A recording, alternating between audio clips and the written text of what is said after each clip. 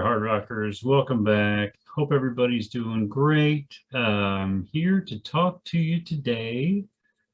Kind of continuing on the Motley Crue stuff right now. Today we're going to be talking actually about Vince Neil's 1993 solo album, Exposed. Wow, what an album. I love this album. I don't know how everybody else feels about it. I know I see people all over the internet talking about how great Motley Crue's 94 album without Vince was in their opinions, and that's fine.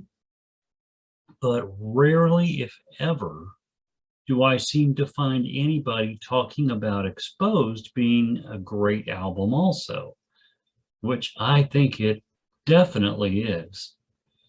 And today we're going to talk about that.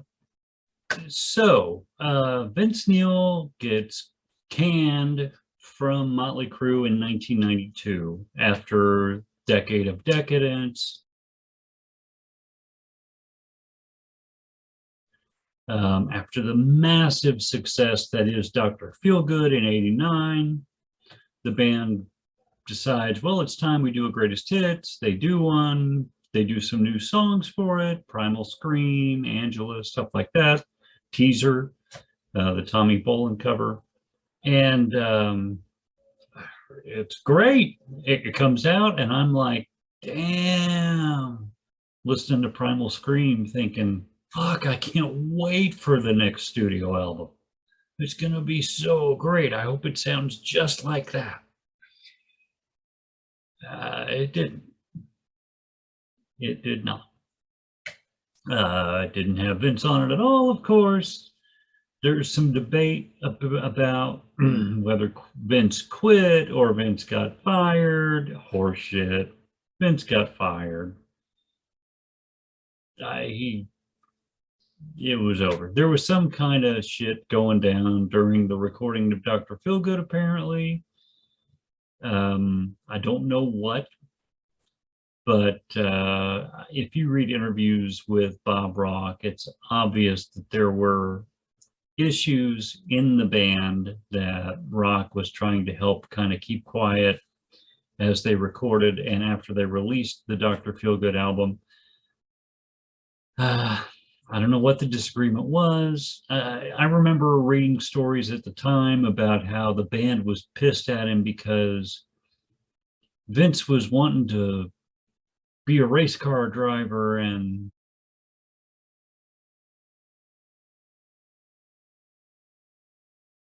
he spent more time at the racetrack than he did working with the band and blah, blah, blah. And it just all seemed very sort of bitter, spoiled, rich rock star problems, and I don't know.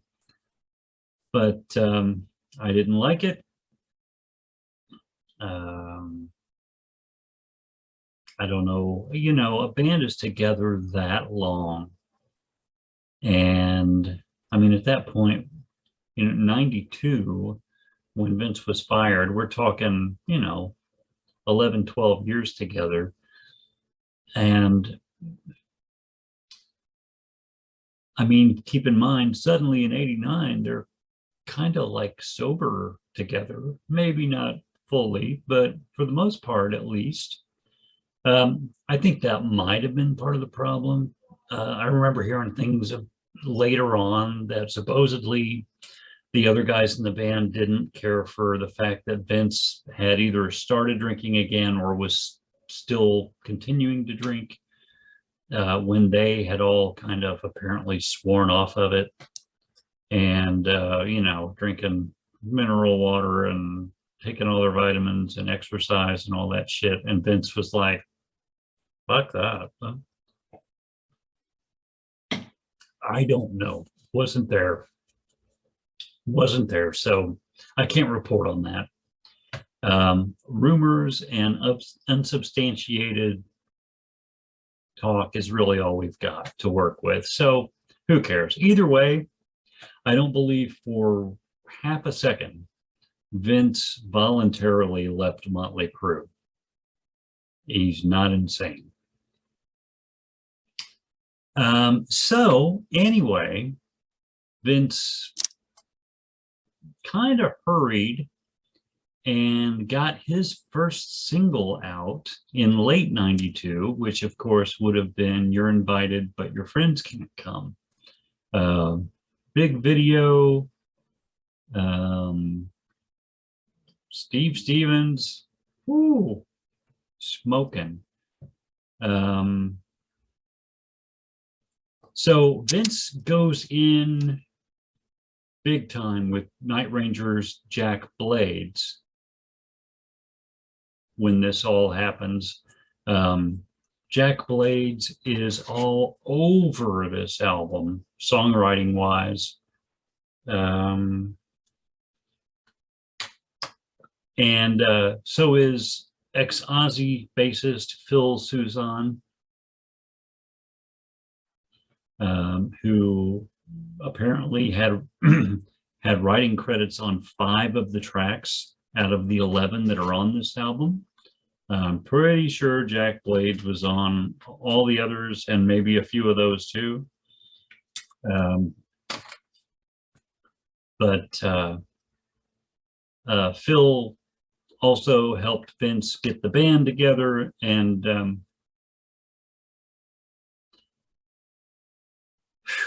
it's apparently, the story goes that the original lineup for Vince's new solo band was supposedly going to have featured Adrian Vandenberg of Whitesnake, and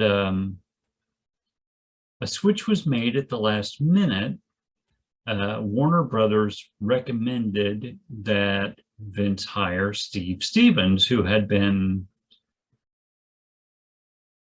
put out of the Billy Idol band. And that's a whole nother story I'm not even going to really get into. But so Steve Stevens is brought in.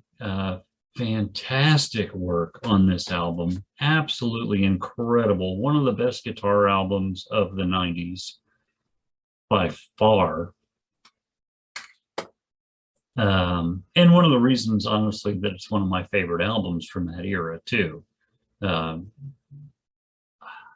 just can't, I can't even, I mean, you'll hear it on the tracks here, but I can't even explain what it was like to listen to this album the first time as a guitarist back in that day, and hear the stuff Steve Stevens was doing on here that I didn't get to hear him do with Billy Idol. I was like, oh my God, that dude is a monster on the guitar. I mean, Adrian Vandenberg's great, but I mean, Steve Stevens, whoo, smoking. Okay, so anyway, the band is brought together. They get Soussan and Stevens, and they're writing stuff together, and they're getting ready to record, and they go into the studio, and Phil Soussan winds up leaving. He's like, I don't want to be here anymore, because apparently he was having differences with Steve Stevens,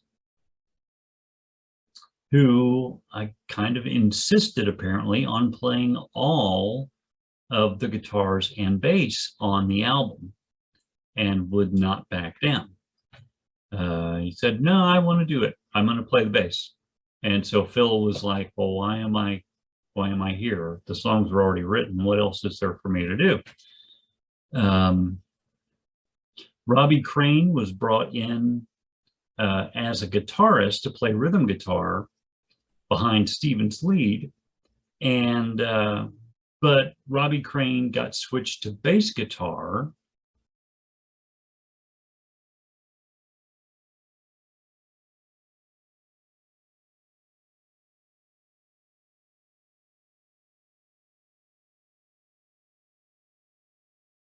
and then eventually later left the band after he and Vince Neil got into a fist fight. I guess, according to the story, the band had missed a show due to a broken down bus, where Vince was waiting for them to show up so they could perform. And he had to do his show with members of other bands, Slaughter and Warrant. And so when Vince's band showed up finally, Robbie Crane and Vince got into a heated exchange. Robbie Crane says he hit a drunk at the time, Vince Neil, causing Vince to hit and cut his head open on a spike on the ground. And Crane reportedly also says that Fox, Vicky Fox, the drummer,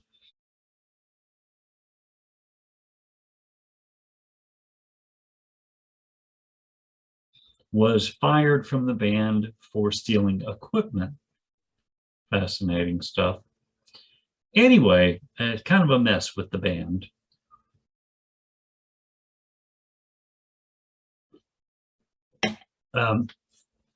I didn't know any of this until today when I was looking up information on the album. I had no idea that Steve Stevens played all the guitars and the bass guitar on the album. I totally believe it, having read it now, and having thought for years, oh my God, it must be so incredibly difficult to be a rhythm guitarist in a band that Steve Stevens plays lead guitar in, because the parts that he constructs are so I am totally not surprised to hear that or to read that. It sounds like Steve Stevens doing all of that to me. I would not have known that for sure until now, but I remember always thinking, wow, that's just seems really unlikely to, I would not want to be that rhythm player or the bass player, honestly. And I have to say, I know the other guys wouldn't have liked it, but bravo, Steve Stevens. Brilliant parts on this album, every song, just amazing. First single from the album was You're Invited, but your friend can't come, which, like I said, came out in 92, hit MTV. I remember seeing it on there and going, oh, Vince Neil, wow. And then going, that's a pretty cool song. I like that. I was really nervous for Vince. I didn't know, I mean, because the one thing we all knew about Motley Crue is Nicky wrote the songs. Vince had some input. Tommy and Mick had a little input here and there, but Nicky was behind all of those songs and all of those albums and all of those concepts and everything. Basically, his brainchild, and God bless him. He did a great job with all of that stuff, obviously. So when Vince went solo, I was like, or well, when Vince was let go from Motley Crue, I thought, damn, I don't know. I guess we're going to find out now. I mean, what kind of talent and vision does Vince have? Because we haven't seen that up to this point, really. So I think that's why Jack Blades was brought in. Phil Suzanne, I maybe seems like, okay, so Vince is thinking, okay, I need to find another really smart, really crafty bass player to help me guide this ship, because I don't know how to do it otherwise. I mean, I've always had a bass player bossing me around saying, hey, we need to, here's the lyric, here's the melody, do this, do that. This is what we're going to dress like this album, you know, all of that stuff. Maybe he just felt more comfortable. Maybe it's a total coincidence. I don't know. Either way, I gotta say, bravo, Vince. This is a fabulous solo album. fabulous. It is absolutely one of my very favorite albums of the entire 90s decade, which isn't really saying a whole lot, honestly. As a sort of a classic rock and metal guy, the 90s weren't real conducive to my enjoyment. But thank God for albums like this, because every once in a while we got a real gem. The album was released April 27th of 93, recorded in 92, of course.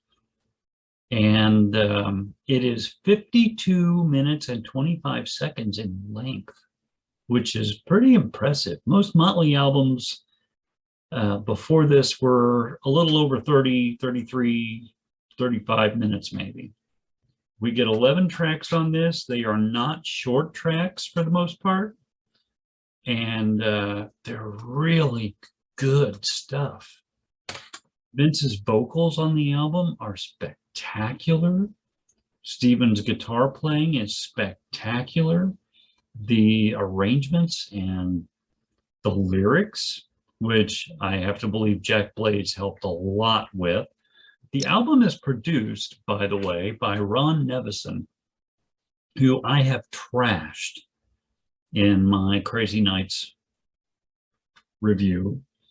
And I haven't done it yet, but who I will trash when I review Ozzy Osbourne's The Ultimate Sin album. I totally do not like the way this guy makes bands sound. I'm sure he's got mad skills and has done great things with other bands. If you want to call him a great producer based on what Heart did in the 80s, go ahead. I'm not going to go that far. But boy, he did a great job with this album, I have to say. It's unlike Crazy Nights and Ultimate Sin, both, in my opinion. This album sounds great. Now, I think that may be as much Steve Stevens as, at least, as Ron Nevison. I would give Steve Stevens far more credit, actually, because I think Stevens probably went into that studio and said, you want to do what? No. This is how we're doing it. It sounds like he did that with the rest of the band, and I wouldn't doubt he did that with Nevison as well. Steve Stevens did appear on that first single, You're Invited But Your Friends Can't Come. The album, as I've talked about in previous videos, does include a cover of the sweet song Set Me Free from their Desolation Boulevard album. Phil Soussan and Vince Neil wrote the ballad Forever together, which is the last track on the album, and a great track on the album, which was at the time dedicated to Vince Neil's wife, Charisse, who had filed for divorce from Vince Neil earlier that year. Hope that didn't have something to do with the fact that he wasn't in Motley anymore. I don't know. Maybe he was drinking, whatever. At the end of the song is a few seconds of silence, followed by a little girl's voice saying, "Oh no." I've always wondered about that. Turns out that is Vince's daughter, Skylar, who a few years later passed from cancer. Porn star, sorry, bad transition, but porn star Janine Lindmulder, I'm not familiar with this person, can be seen in the video for the second single, Sister of Pain. There were 4 videos from this album. I've only ever seen, let's see, there was a video for You're Invited But Your Friend Can't Come, a video for Sister of Pain. I've seen those 2.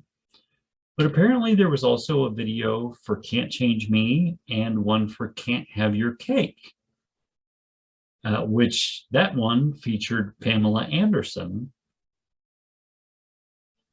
and Vince Neil's son, Neil Wharton, who was portraying young Vince Neil in the video. And crazy, I've got to look those up and see if I can find them on YouTube. I've never seen those before. So Neil also recorded 2 bonus tracks for the Japanese edition of the album. One called Blondes Have More Fun, and then a cover of the Ramones' I Want to Be Sedated, which I would love to hear. I've got to find that also.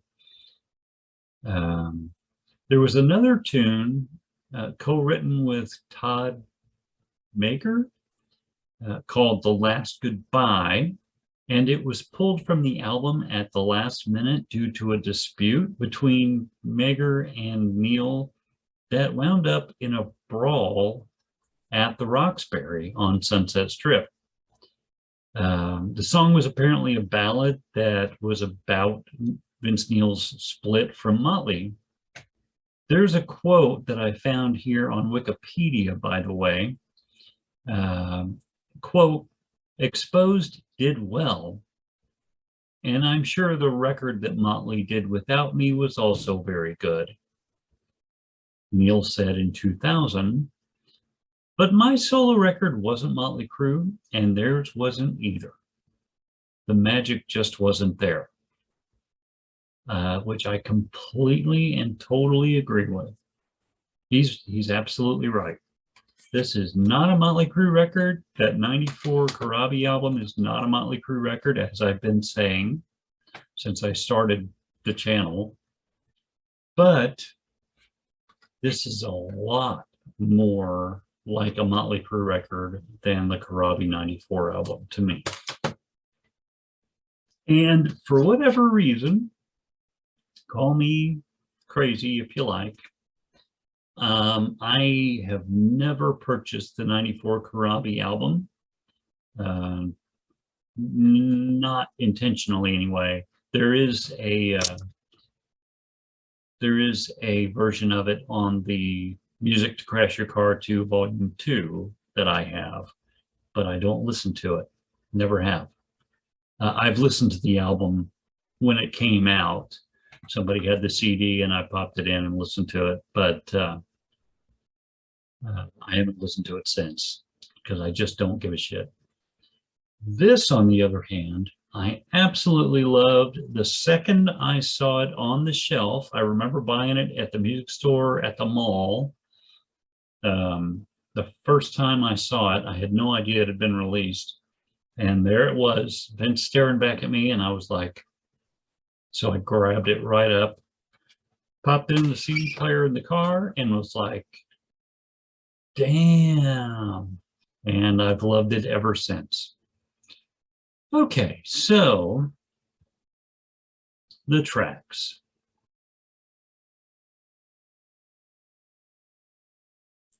Written by Vince Neil, Steve Stevens, and Phil Soussan.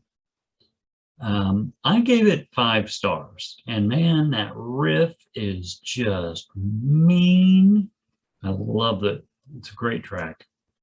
Track 2, Sister of Pain.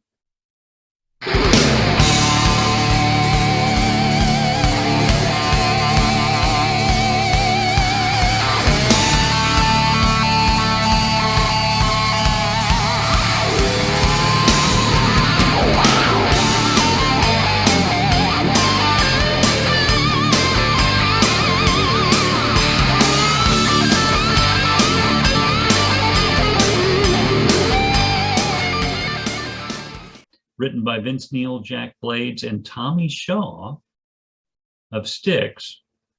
I gave 4 stars. It's a great track, but it is not. I know so many people who I remember talking to back in the day and saying, hey, have you heard Vince's album? Well, I heard Sister of Pain and I loved it. It's awesome. And I'm like, well, what about the rest? Well, yeah, I liked it too. This is so not the best song on this album. It's just not. I mean, it's cool, but it's just not. Track 3, Can't Have Your Cake.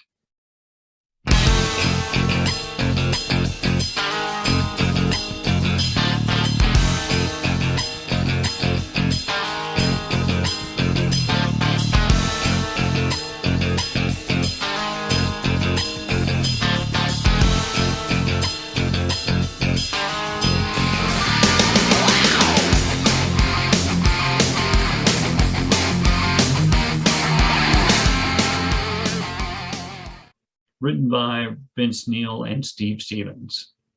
Oh, what a track. I love it. It's got some fantastic guitar work in it, great riffs. I gave it 4 stars as well. Track 4, Fine Fine Wine.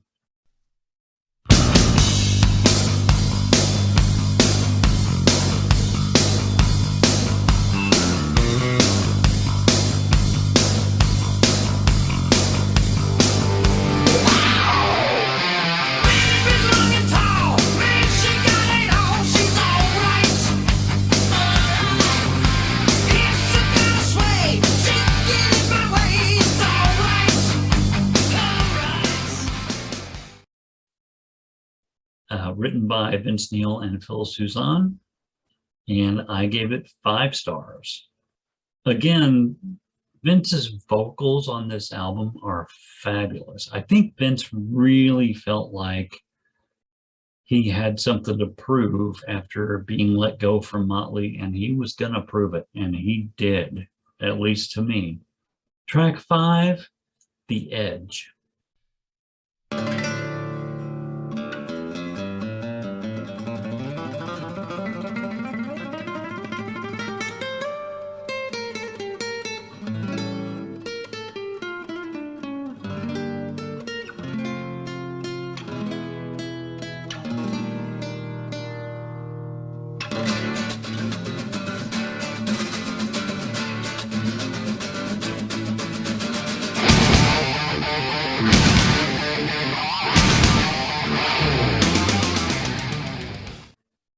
Written by Vince Neil, Steve Stevens, and Phil Suzanne. Another 5 stars. Fabulous song. My God, there's some guitar work in this track that just is stunning. Steve Stevens is so good. Billy Idol must have listened to this album and been like, damn it. So jealous. Track 6, Can't Change Me.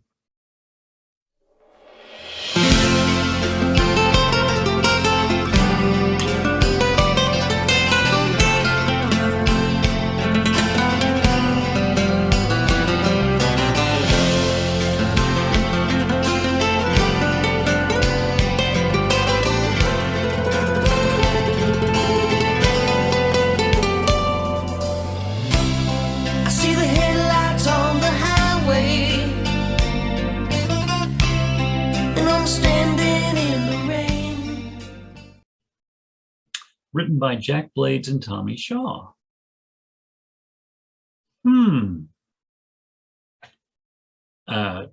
Great track. Of course, Jack Blades and Tommy Shaw were together in Damn Yankees at this time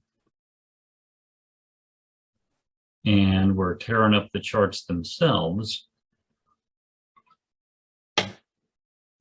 So it's hardly a surprise that they had a few leftover tracks, and maybe it was stuff that Ted Nugent objected to or something. So they gave them to Vince and were like, hey, here you go, buddy. Can't Change Me, the great tune. I gave that one 5 stars also. Now, of the 5-star songs, it's probably the lowest, but it's still a 5-star song on this album with this vocal, and honestly, I have to say that production, it's really good. Up next, the sweet cover, Set Me Free.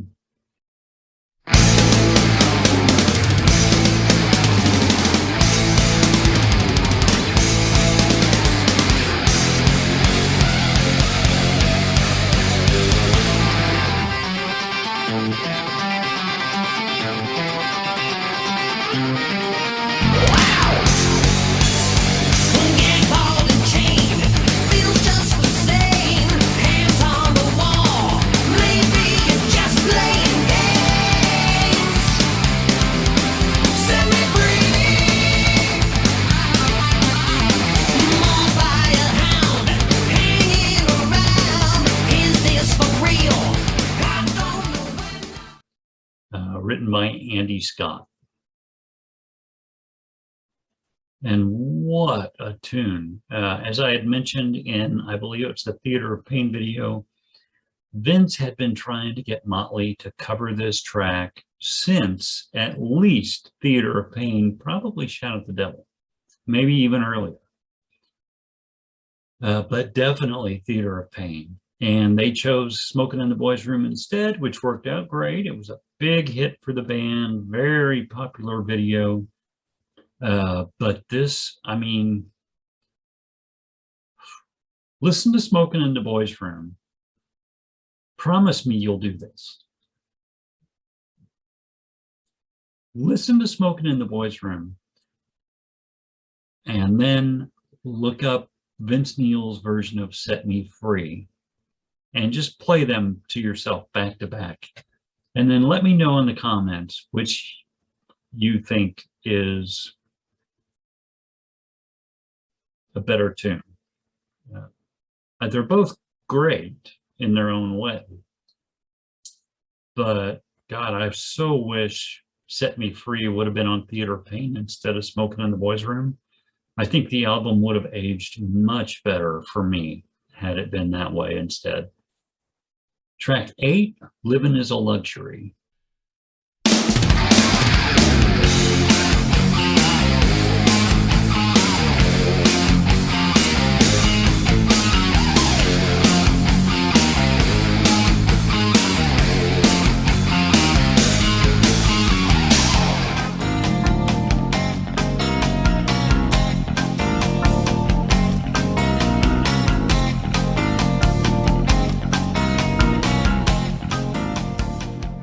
Written by Vince Neil and Steve Stevens. Wow. I gave it 4 stars, but I really wanted to go 5. I just couldn't quite get myself to do that. But another great track. And so far, nothing below 4 stars. Track 9, You're Invited, But Your Friend Can't Come.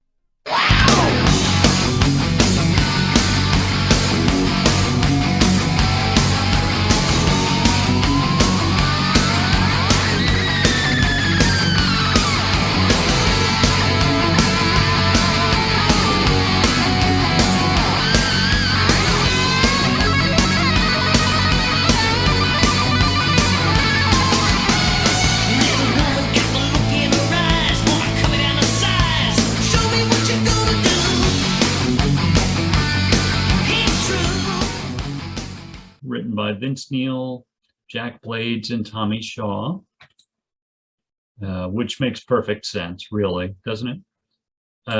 And I sort of thought about it twice, but I gave it 5 stars.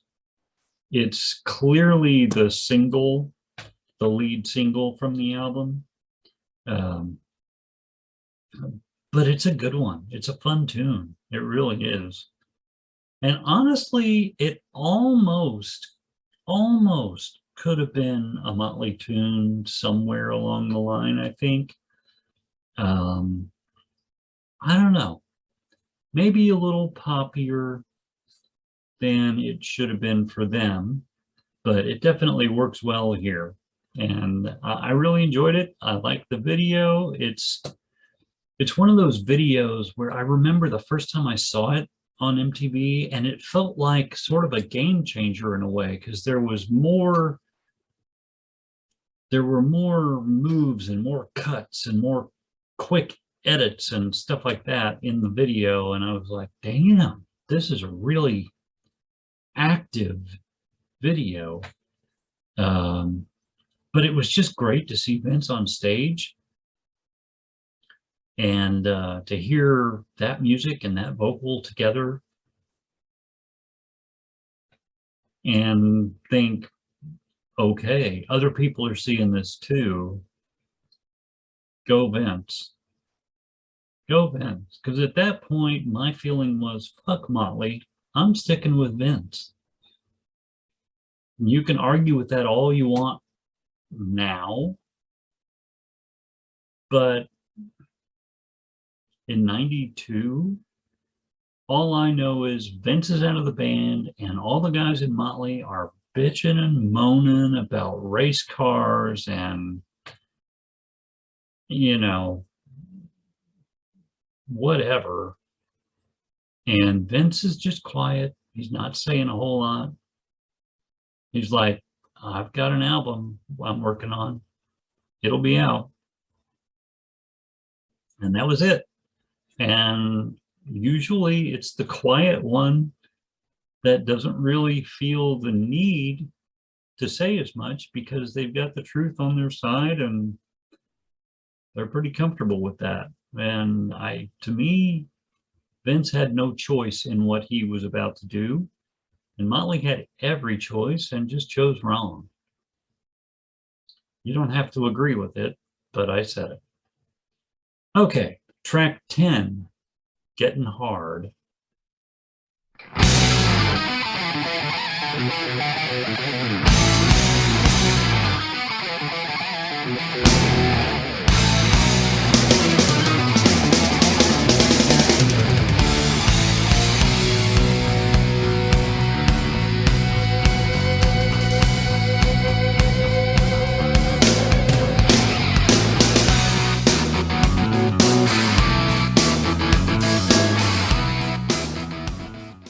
I love this track. I gave it 4 stars instead of 5, but I gave it 4 stars.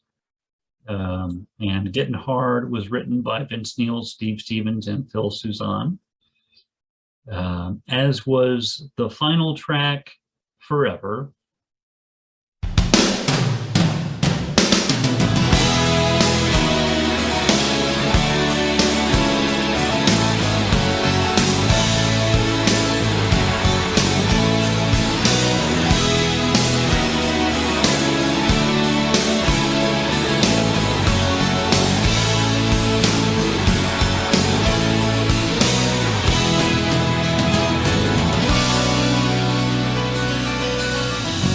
Thinking back on those long summer days, young and not afraid, did what we wanted to.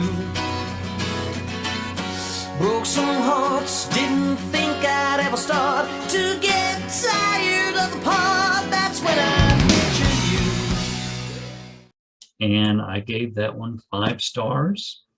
And honestly, I think it's my favorite track on the album, as much as I am sort of reluctant to say that because it's like the love song and the sort of sappy ballad. It's just a great track. It's really, really great. It's well written, well performed, well sung. Just, it catches my attention when it comes on and doesn't let it go. And I absolutely love the vocal melody on this, and Vince's performance is fabulous. Great stuff. Okay, so there are the tracks.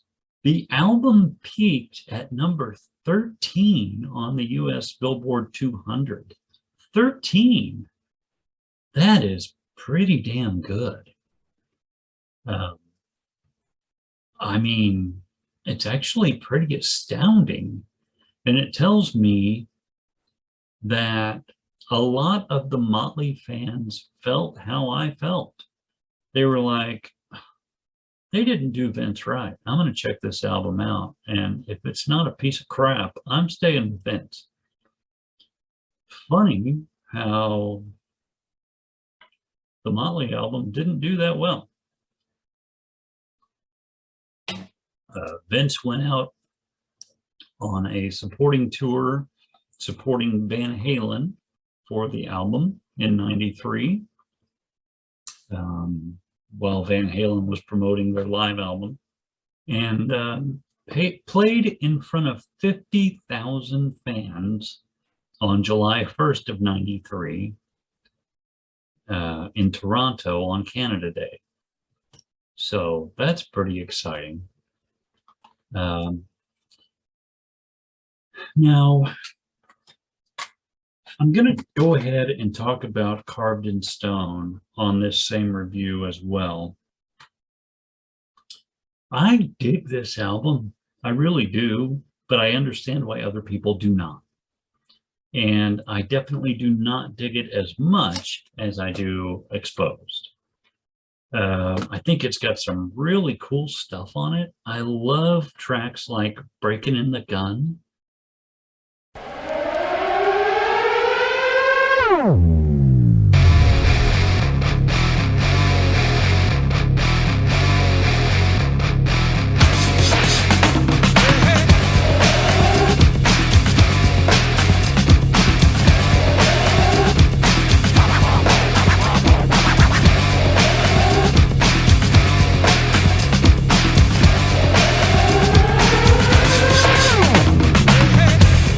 Trees are falling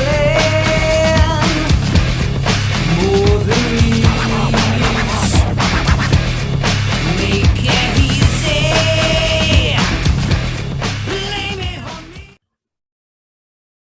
on me. I obviously Skylar's song. Wow.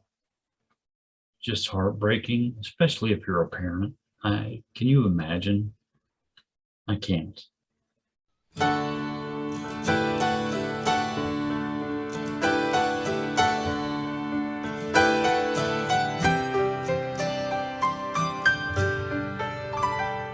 Who I staring into the night, see the times of my life with you. With you, it'll always be right. You're my burning light.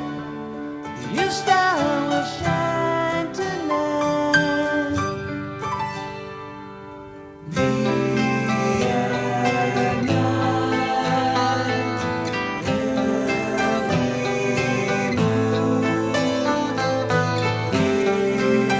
hear me now. Sky, you will always be mine.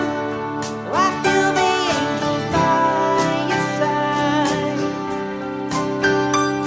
What thoughts, there would always be time. This love of mine, through our love in a future time.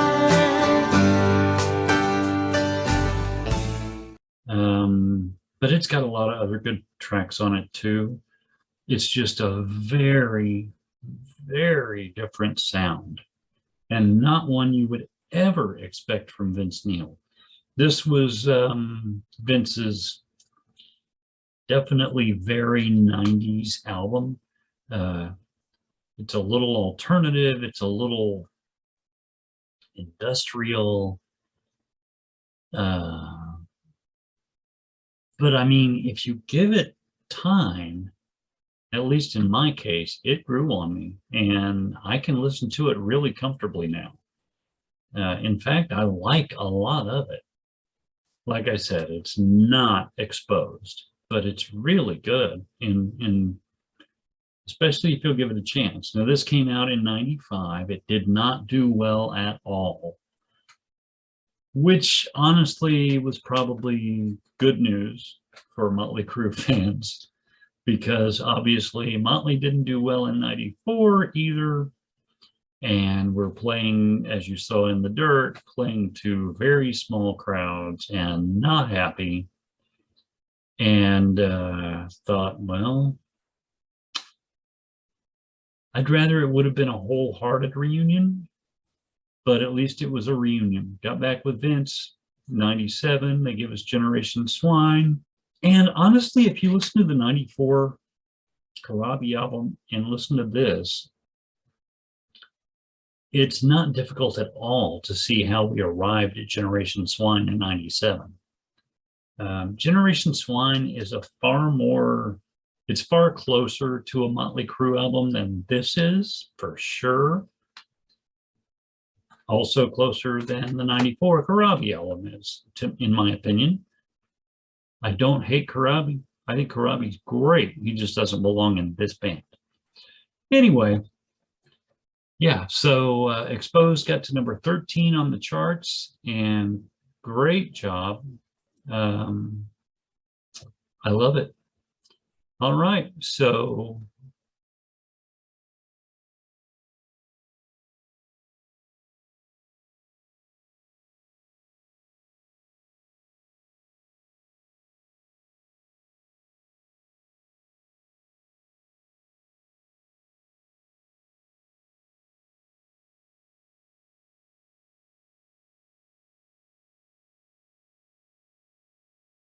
I'll talk to you again soon. Check this out. I'm going to post a link to my Vince Neil Exposed full playlist in the description on this video. So if you are curious, if you haven't heard it, or if you haven't heard it in a while and you want to hear it again after you watch this review, go down to the description, click on that link, and it will take you to the entire album right here on my page. And then, maybe give it a listen before you comment. Unless you're really certain of your opinion, give it a listen. Especially with some hindsight, it's like, yeah, man, this was a good album. In 1993, this was one of the best albums we had. All right, later, hard rockers. Have a good one.